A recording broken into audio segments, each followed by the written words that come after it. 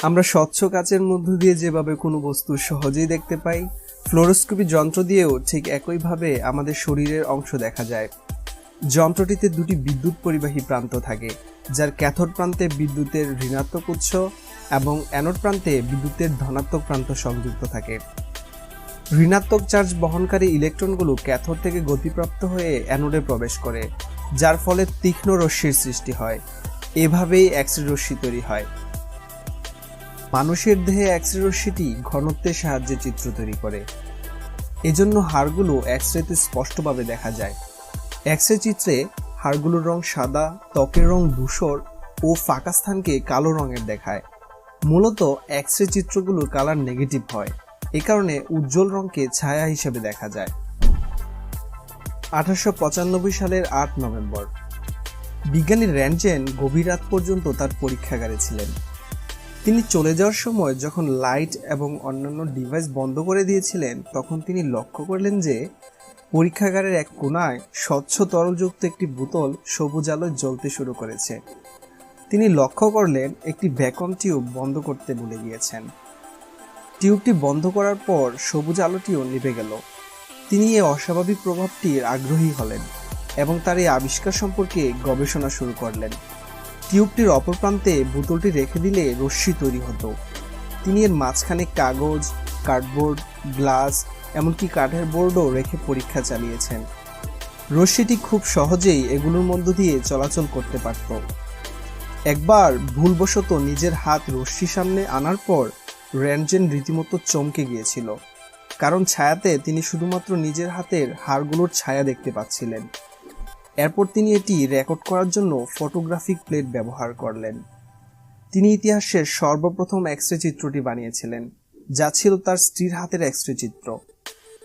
র্যান্টজেন বুঝতে পারলেন তিনি নতুন এক প্রকার রশ্মি আবিষ্কার করে ফেলেছেন, যা মানুষের চোখে অদৃশ্য, কিন্তু এর সাহায্যে যে কোনো বস্তুর উপর আলোকপাত করা সম্ভব। তিনি এর নামকরণ করলেন এক্স রে। যখন তাকে তার আবিষ্কারটি প্রকাশ করার জন্য প্রস্তাব দেওয়া হয়েছিল, তখন তিনি তা হেসে উড়িয়ে দেন, কারণ তিনি এক্স রেকে পরবর্তীতে কি কাজে লাগাতে পারবেন তখনও এ বিষয়ে সন্দেহে ছিলেন। তিনি শুধুমাত্র বিভিন্ন রকম বস্তুর উপর এর পরীক্ষা চালিয়ে যেতে লাগলেন। এক পর্যায়ে তিনি খুঁজে বের করলেন একমাত্র সীসার মধ্য দিয়ে এই রশ্মি চলাচল করতে পারে না। এই কারণেই আমরা রেডিয়েশন থেকে নিজেদের রক্ষা করার জন্য সীসার তৈরি বস্তু ব্যবহার করে থাকি। তিনি ইতিহাসের প্রথম বিজ্ঞানী যিনি পদার্থবিজ্ঞানের নোবেল পুরস্কার পেয়েছিলেন। তবে তিনি কখনো আবিষ্কারটি প্রকাশ করেননি এবং এটি মানুষকে প্রদান করেননি। তবে কিছু ব্যক্তিদের জন্য এটি উন্মুক্ত ছিল, যারা এটি নিয়ে গবেষণা করতে আগ্রহী ছিল। 1895 সালে এক্স রে আবিষ্কৃত হওয়ার 100 বছরেরও বেশি সময় পেরিয়ে গেছে, আর এটি এখন চিকিৎসার অন্যতম গুরুত্বপূর্ণ সাফল্য হিসেবে বিবেচিত হয়। 1896 সালে সর্বপ্রথম এক্স রে যন্ত্রের সাহায্যে হাড়ের ভাঙা অংশ নির্ণয়ের কাজে ব্যবহৃত হয়। এক্স রে আবিষ্কারের পূর্বে কোনো রোগীর দেহের অভ্যন্তরে দেখার জন্য অপারেশন করা ছাড়া ডাক্তারদের আর কোনো উপায় ছিল না। স্থানচ্যুত হাড়, হাড়ের দাগ বা ফাটল, ভেঙে যাওয়া হাড়, শরীরের ভিতরের কোনো বস্তুর বা ফুসফুসের কোনো ক্ষত, দাঁতের ক্যারিশ ইত্যাদির অবস্থান নির্ণয়ে এক্স রে ব্যবহৃত হয়। পরিপাক নালী দিয়ে খাদ্যবস্তুর গমন পথ অনুসরণ, আলসার ইত্যাদি নির্ণয়ের জন্য এক্স রে ব্যবহার করা হয়। এছাড়াও ক্যান্সার চিকিৎসায় এক্স রে বিকিরণ ব্যবহৃত হয়। তবে বিংশ শতাব্দীতে এসে এক্স রে রশ্মির ক্ষতিকর দিক প্রকাশ হয়। এর রেডিয়েশন মানুষের দেহের জন্য সম্পূর্ণ নিরাপদ নয়। যদিও এটি সবচেয়ে কার্যকর ও বাস্তবধর্মী চিকিৎসা পদ্ধতি, তবু এর ক্ষতিকর দিকের কথা বিবেচনা করে এটি অকারণে ব্যবহারের জন্য নিষেধ করা হয়েছে। পর্যাপ্ত ব্যবহারের মাধ্যমে এটি মানব শরীরের যে কোনো কোষকেও ধ্বংস করতে সক্ষম। যদিও এক্স রে ব্যবহারে ক্যান্সার আক্রান্ত হওয়ার সম্ভাবনা রয়েছে, একই সাথে ক্যান্সারের প্রতিরোধেও এক্স রে দারুণ কার্যকরী। ক্যান্সার টিউমারে এক্স রে নিক্ষেপণের মাধ্যমে ক্যান্সারের অস্বাভাবিক কোষ সহজে ধ্বংস করা সম্ভব। সাধারণ রেডিয়েশন থেরাপি ক্যান্সার আক্রান্ত কোষের ডিএনএ ভাঙনের মাধ্যমে ক্যান্সার কোষ ধ্বংস করে, তবে এর ফলে অনেক ক্ষেত্রে সুস্থ কোষের ডিএনএ ধ্বংস হওয়ার সম্ভাবনা থাকায় বর্তমানে বিজ্ঞানীরা এর পার্শ্ব প্রতিক্রিয়া কমিয়ে আনার চেষ্টা চালিয়ে যাচ্ছেন। সূর্য হচ্ছে রেডিয়েশনের সবচেয়ে বড় উৎস, যা মহাশূন্য থেকে আমাদের পৃথিবীতে আসে।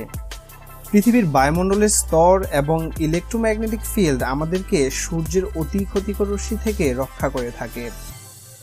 তবুও কিছু রশ্মি এটি ভেদ করে আসতে পারে, কিন্তু তা মানবদেহের জন্য সহনীয়। বর্তমানে এক্স রে শুধুমাত্র চিকিৎসা ক্ষেত্রেই ব্যবহৃত হয় না, যেমন বিমানবন্দরে যাত্রীদের মালামাল সহ বিভিন্ন চেকিংয়ের কাজে এটি ব্যবহার করা হয়। প্লেনে ওঠানোর পূর্বে তারা এগুলো একটি রেডিওগ্রাফ যন্ত্রের মাধ্যমে এটি মনিটরে প্রদর্শন করে এবং সন্দেহজনক কিছু পেলে তা বাতিল করে দেয়। এমনকি সম্পূর্ণ বিমানটিকেও এক্স রে করানো হয়। এতে করে ছোটখাটো ও ক্ষুদ্র ভাঙা কিংবা দাগ সহজেই নির্ণয় করা যায়, যা মানুষ খালি চোখে দেখতে পারে না। এক্স রের সাহায্যে শিল্পের খণ্ডগুলির সত্যতা সম্পর্কে মূল্যায়ন করা হয়।